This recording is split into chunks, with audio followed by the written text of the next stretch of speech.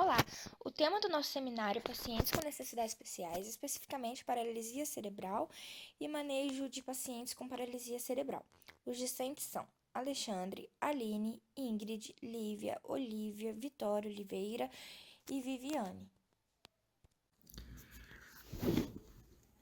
O conceito de pacientes com necessidades especiais compreende todo usuário que apresente uma ou mais limitações temporárias ou permanentes, de ordem mental, física, sensorial, emocional, de crescimento ou médica, que o impeça de ser submetido a uma situação convencional.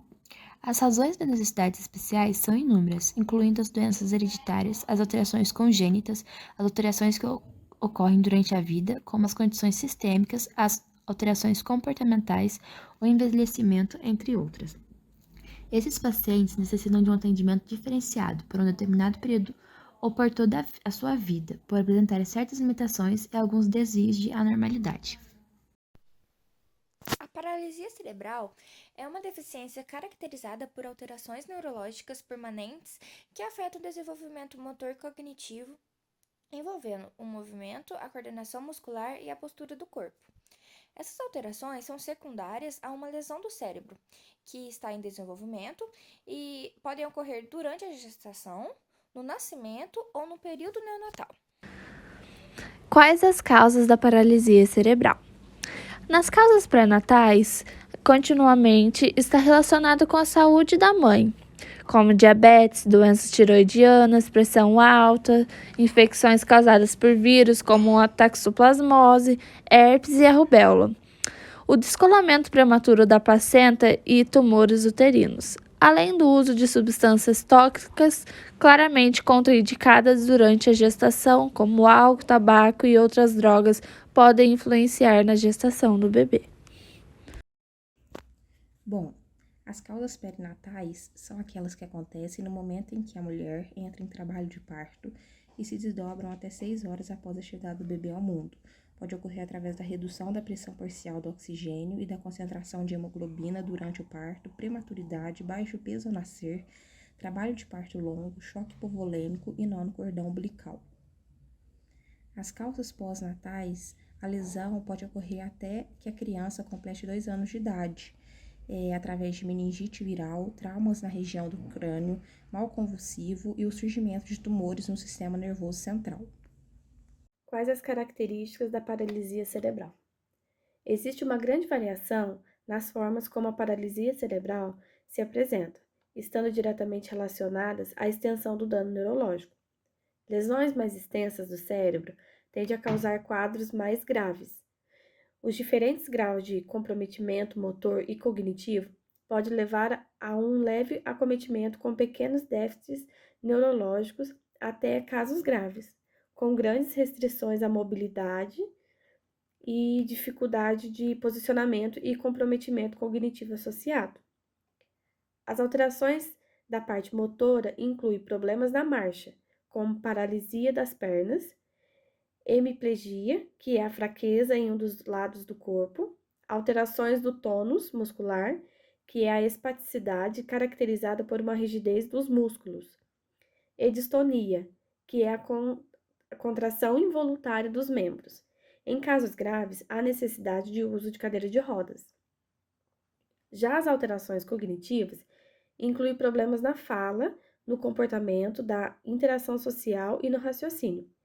E alguns pacientes de PC também podem apresentar convulsões. Como deve ser o manejo desses pacientes no consultório odontológico? Quando uma mãe descobre que o filho tem paralisia, o que aconselhar?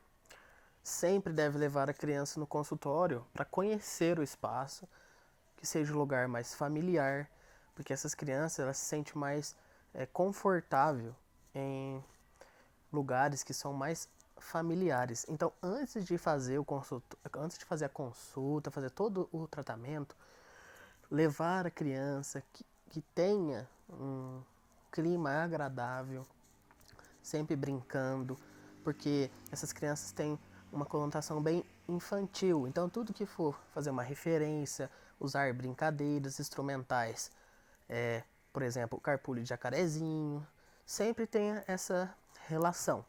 deixar uma pessoa específica para cuidar da saúde bucal do paciente, justamente pela questão familiar, de familiarização com o espaço e com a pessoa.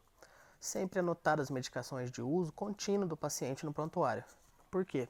Geralmente, esses pacientes tomam anticonvulsivante e outros medicamentos que, quando misturados com ansiolíticos de uso odontológico, pode ocorrer uma depressão no sistema nervoso central desses pacientes, porque é muito fácil eles terem uma depressão. E também evitar de realizar procedimentos em espaço hospitalar, porque o anestesista, por exemplo, se ele fizer uma anestesia muito forte, esses pacientes eles decaem muito rápido. Existe uma depressão no sistema nervoso deles que acontece mais rápido. Então, sempre ter esse tipo de atenção. Os pacientes com paralisia cerebral, eles se assustam muito fácil. Então, eles não gostam de ser surpreendidos.